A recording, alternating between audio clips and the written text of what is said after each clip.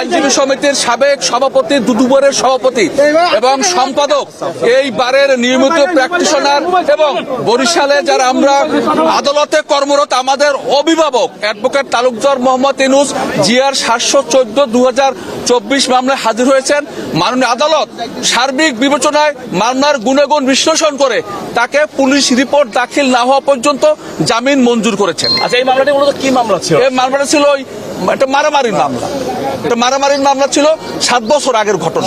কতজন আসামি ছিল এই মামলায়? এই মামলায় আসামি ছিল না আর অন্যান্য আসামিরা হাজির হয়েছে? তাদেরকে আগে জামিন দিয়েছে।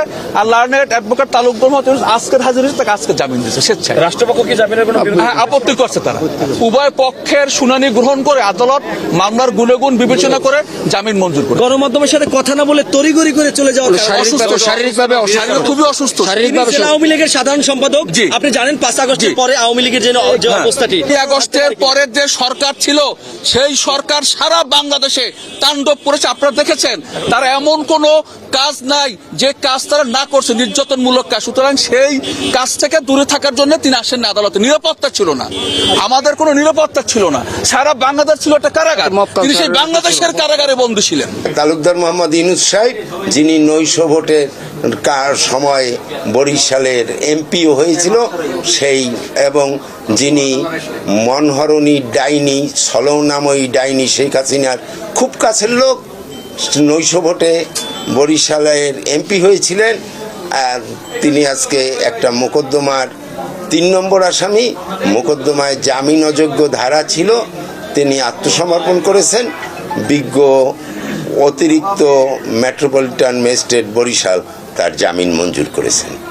আমরা আপত্তি করেছি, বিজ্ঞ আদালত সন্তুষ্ট হয়েছে, তাকে জামিন মঞ্জুর করেছেন। এই মামলাটা 5 আগস্টের আগের মামলা। এইটা মামলা ছিল যে ওই বিএনপি নেতৃবৃন্দের উপর হামলার মামলা। মামলাটা হয়েছে 7 বছর আগের মামলা। যখন 7 বছর আগে এই ঘটনা, কিন্তু রাজনৈতিক পট পরিবর্তনের পর আমরা এই মামলা করেছি। কারণ যখন এই ঘটনা ঘটেছে তখন বিচার বিভাগ ছিল হুকুমদারির অধীন, পুলিশ ছিল আওয়ামী লীগের লাঠিয়াল, তখন মামলা করা সম্ভব হয়নি। আমরা জামিনের বিরোধিতা করছি, কিন্তু সোনা অ্যারেস্ট করার পদক্ষেপ নেওয়ার এখতিয়ার আমাদের নাই। ওই সংশ্লিষ্ট মামলার তদন্তকারী কর্মকর্তা উনি সোনা অ্যারেস্টের আবেদন করতে পারতেন, তিনি অজ্ঞাত কারণে করেন নাই। কি কারণে করেন না আমি জানি না। এবং আমাকে এই মামলা আমি ফাইলিং লয়ার হওয়া সত্ত্বেও আমাকে ঢুকতে দেওয়া হয় নাই। আমরা মনে করি এটা একটা দুঃখজনক এবং কলঙ্কজনক অধ্যায়। তালুকদার মোহাম্মদ ইউনূসকে আজকে একটি রাজনৈতিক মামলায় জামিন দিয়েছে, যেটা একটা উদ্দেশ্য প্রণীত দেশের মধ্যে একটা অরাজকতা সৃষ্টি করবে, তার লক্ষ্যে আমার মনে হয় এটি করেছেন। যারাই করেছেন তারা কাজটি ঠিক করেন নাই। আমরা যখন এই আওয়ামী লীগ আমলে মামলা খেয়েছি, ছোট ছোট মামলা, আমরা অ্যাডভোকেট হওয়া সত্ত্বেও হাইকোর্ট দিয়ে জামিন নেওয়ার পরও নিম্ন আদালত আমাদেরকে জেল হাজতে পাঠিয়েছেন এবং আমাদের আইনজীবী সমিতির সভাপতিকে রিমান্ডে পর্যন্ত দিয়েছেন। সেই জায়গায় এই মামলা, যেটা 326-এর আলামত থাকা সত্ত্বেও তাকে জামিন দিয়ে দিয়েছেন, এটা দুঃখজনক। মানে রাষ্ট্রপক্ষে 3 জনকে লয়ারকে ঢুকতে দেওয়া হয়েছে এবং আসামি পক্ষে 3 জন লয়ারকে ঢুকতে দেওয়া হয়েছে।